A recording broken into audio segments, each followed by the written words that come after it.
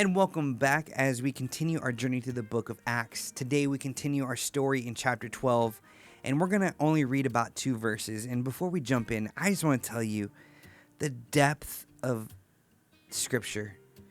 I've been doing this for years, and I still see new stuff, including what we're going to go over today.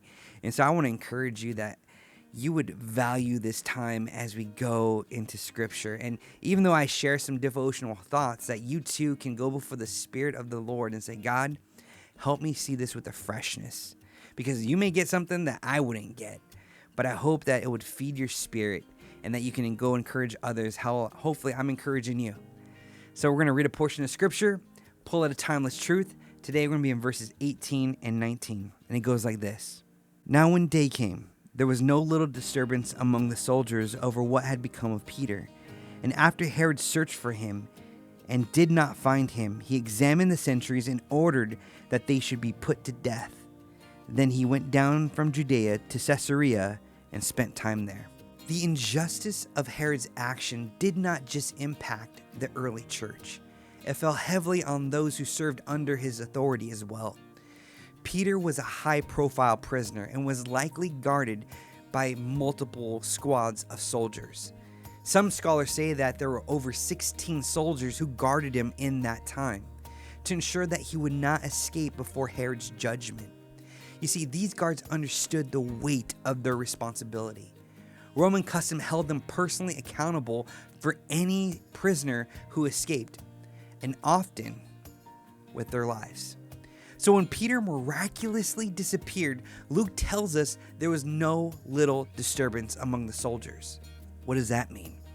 Panic, fear, and desperation must have filled the air as they searched for him, knowing that failure would cost every single one of them everything. And as Herod questioned the guards, some may have tried to explain the unexplainable. Perhaps they even suggested divine intervention, but Herod was unwilling to consider that even a possibility. His pride and hardness of heart blinded him to truth and also to mercy. And his refusal to listen and his thirst for control did not just harm his enemies, but it destroyed the lives of those who were loyal to him. It raises a sobering truth.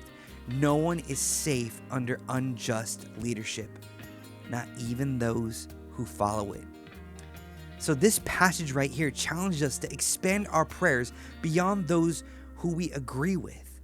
It calls us also to pray for those caught in the systems of injustice, for those who serve under the weight of prideful and destructive leadership.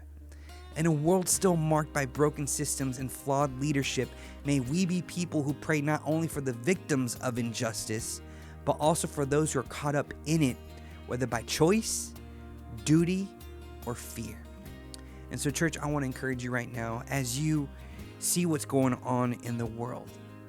You may scratch your head and say, I don't get it. I'm going to pray for the good guys. My prayer is that you would pray for all sides.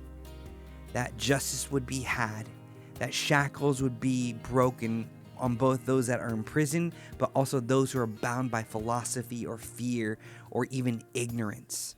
That you would pray that God would move because everyone is impacted when there is a bad, destructive leader. Pray for those you wouldn't normally pray for. God bless.